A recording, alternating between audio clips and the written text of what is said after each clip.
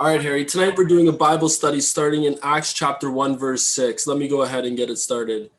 Then they gathered around him and asked him, Lord, are you at this time going to restore the kingdom of Israel? What's so unique about this question here from them? Yeah, this is really fascinating to think that these disciples who have been with Jesus for 3 years, watched all his ministry, raising the dead, walking on water, stilling the storm, all those things, and then they experience Calvary and the terrible time there, and then the resurrection, the great joy of that. And for 40 days, they have been visiting with Jesus off and on, the risen Lord, and got more instruction from him. And now they're asking him, are you going to get rid of the Romans, or how are we going to do this Messiah thing? And they were still confused. They still didn't really understand that Jesus came for the purpose that we understand now. They were, yeah, the Romans, Jesus never complained once about the Romans, and why is this a big deal? And that is what they said. Well, are you going to restore this now, or what's going to happen? And so it was really kind of an interesting question. Yeah, really. All right, verse 7. He said to them, it is not for you to know the times or dates the Father has set by his own authority. See, when I read that verse here, I see it as Jesus telling you that that's not your job, or you're not in management position, as we say. What do you think about that? Yeah, and Jesus was even deferring to the Father, because, like Jesus at different times, that it's for the Father to know, and Jesus again not into that category either, not into management there. The Father will determine the outcome of things, and then of course in Matthew we read that the Father had given Jesus all authority on heaven and on earth, but he was farming it out to Jesus. So Jesus had been faithful, and now Jesus was receiving the authority, which he still has today. We are under Jesus' jurisdiction in terms of responsibility, and yeah, like the Father is on the throne and Jesus at the right hand, and we have access to the Father through Jesus. Praise the That's Lord. that's the system.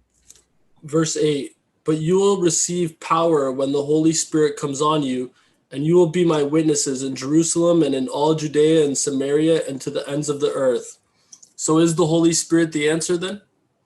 Yeah, and that is the key to the previous question, the six. Like they're worried about the Romans. It's interesting. 10 days later, when the Holy Spirit comes on them at the day of Pentecost, everything changes. They're just completely. They get their courage, they get their direction, get their clarity. The Holy Spirit makes all the difference. It makes a difference today in our lives. All the changes that happen in our lives as we come to Christ, and how he gives us a new nature, and Jesus lives in us, and all this. But the Romans were never concerned. From this verse on, never does anybody, I believe, in the rest of the New Testament ever mention, well, not mention the Romans, ever concern themselves with what the Romans are up to. That's not an issue. The issue is sin, and the answer is Jesus. That is what their whole lives are about. Through the Holy Spirit, they're guided by that. And when they receive the Holy Spirit, all that other stuff went sideways. And now they have one purpose and one purpose alone. And that's still our purpose today, is to find Christ, to walk with him, and enjoy life now and for eternity. All right, that's good. I like that. Verse 9. After he said this, he was taken up before their eyes, and a cloud hid from him from their sight. Is this the last time that Jesus was with his disciples before he finally got called up?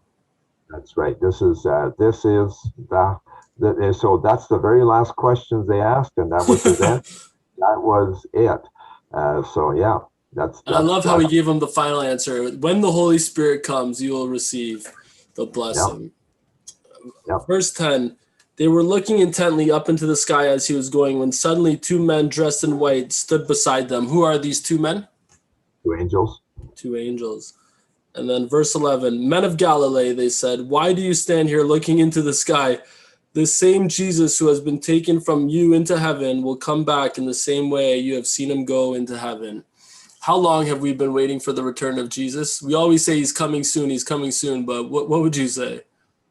1991 years now. Wow. Yeah, not very far off the 2000, if that is relevant. We don't know, of course, only the Father knows. But But it doesn't matter. What matters is if we have Jesus. If we leave before he comes, it doesn't matter. It's really, as long as we're right with him, we enjoy, then we're at peace. Doesn't matter. There is only one joy and peace, and that's through the Holy Spirit.